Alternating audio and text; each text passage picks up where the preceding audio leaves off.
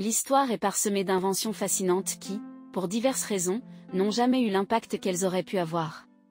Certaines étaient en avance sur leur temps, d'autres ont été éclipsées par des innovations concurrentes ou n'ont pas trouvé leur place dans le marché. Voici un aperçu de quelques-unes de ces inventions oubliées qui auraient pu changer le monde.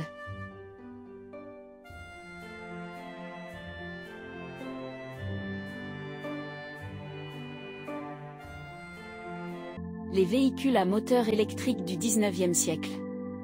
L'idée des voitures électriques n'est pas récente. À la fin du 19e siècle, les véhicules électriques étaient considérés comme les plus prometteurs avant que les moteurs à combustion interne, propulsés par du pétrole, ne prennent le dessus.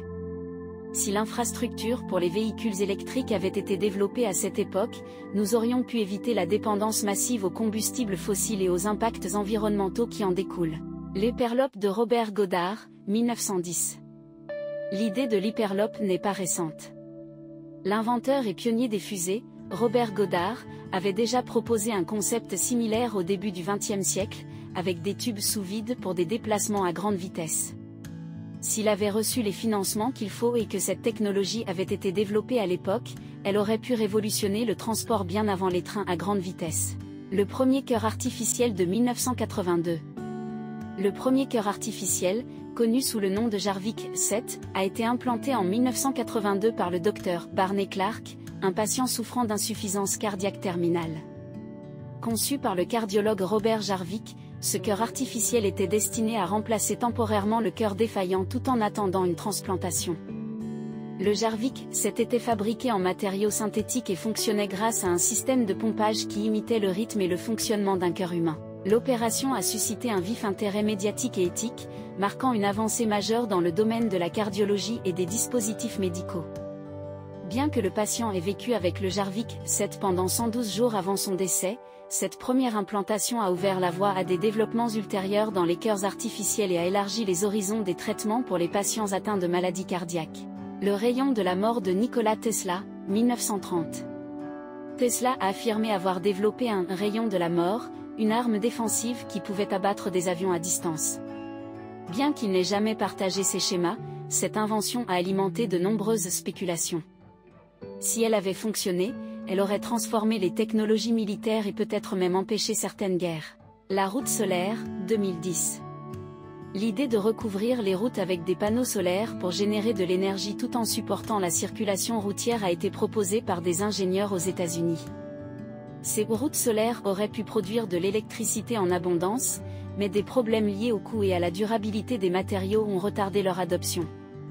Si la technologie avait été améliorée et déployée, elle aurait pu transformer l'infrastructure énergétique mondiale. Je tiens à préciser que ce projet existe aujourd'hui dans d'autres pays comme la Chine mais en de très faible échelle. Le climatiseur personnel de Willis Carrier, 1902. Willis Carrier a inventé le climatiseur moderne au début du XXe siècle, mais il avait également envisagé un système de climatisation personnelle. Si cette idée avait été adoptée et développée plus tôt, cela aurait pu avoir un impact considérable sur la qualité de vie et la productivité des travailleurs dans les climats chauds, bien avant la généralisation de la climatisation à grande échelle. Aujourd'hui le climatiseur personnel existe mais il n'est juste pas très populaire dans les dits pays chauds. Le véhicule volant d'Émile Berliner, 1907. Émile Berliner, connu pour avoir inventé le gramophone, a également conçu un véhicule volant appelé l'hélicoplane. Il s'agissait d'une des premières tentatives sérieuses de créer un véhicule personnel capable de voler. Bien que l'idée ait été abandonnée à l'époque en raison de contraintes technologiques, elle aurait pu révolutionner les transports si elle avait été poursuivie et perfectionnée. Le réfrigérateur sans électricité d'Albert Einstein, 1926. En 1926, Albert Einstein et le physicien Léo Szilard ont conçu un réfrigérateur sans électricité ni pièces mobiles, fonctionnant sur des principes thermodynamiques. Motivés par un accident lié à une fuite de gaz toxique d'un réfrigérateur traditionnel, ils ont cherché à créer une alternative plus sûre. Leur invention utilisait 3 fluides, l'ammoniac, le butane et l'eau dans un système à absorption de chaleur, éliminant les risques de fuite dangereuse. Ce réfrigérateur innovant fonctionnait sans pièces en mouvement, réduisant l'usure mécanique et augmentant la durabilité. Si cette invention avait été adoptée en grande échelle, elle aurait pu réduire la consommation d'électricité même si ça aurait été de très faibles quantités. Le vélo électrique de Gustave Trouvé, 1881. Le vélo électrique de Gustave Trouvé, conçu en 1881, est l'un des premiers exemples de bicyclettes équipées d'un moteur électrique. Trouvé a intégré un moteur à courant continu à un tricycle, alimenté par des batteries, permettant d'atteindre une vitesse de 12 km/h. Bien que son modèle, qui comportait un moteur de 1,5 chevaux monté sur la roue arrière et des batteries sous le siège, n'ait pas rencontré un succès commercial immédiat, cette invention a ouvert la voie à la mobilité électrique moderne. En posant les bases du développement des vélos électriques, la vision de Trouvé a marqué le début d'une ère nouvelle dans le transport personnel et a contribué à façonner l'avenir des transports urbains. Le système de culture en serre de 1960. Le système de culture en serre développé dans les années 1960 a marqué une avancée significative dans l'agriculture moderne en permettant la culture de plantes dans un environnement contrôlé, optimisant ainsi les conditions de croissance.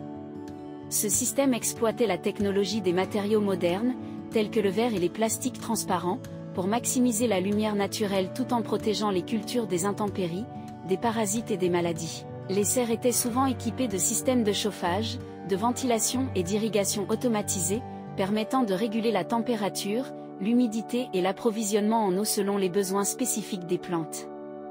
Grâce à ces innovations, les producteurs pouvaient cultiver des fruits, légumes et fleurs toute l'année, améliorant ainsi la productivité et la qualité des récoltes. Le développement des systèmes de culture en serre a non seulement transformé les pratiques agricoles, mais a également contribué à répondre à la demande croissante de produits alimentaires dans un monde en pleine urbanisation. Si vous avez aimé cette vidéo, n'oubliez pas de laisser un pouce bleu, de vous abonner et de partager vos réflexions en commentaire.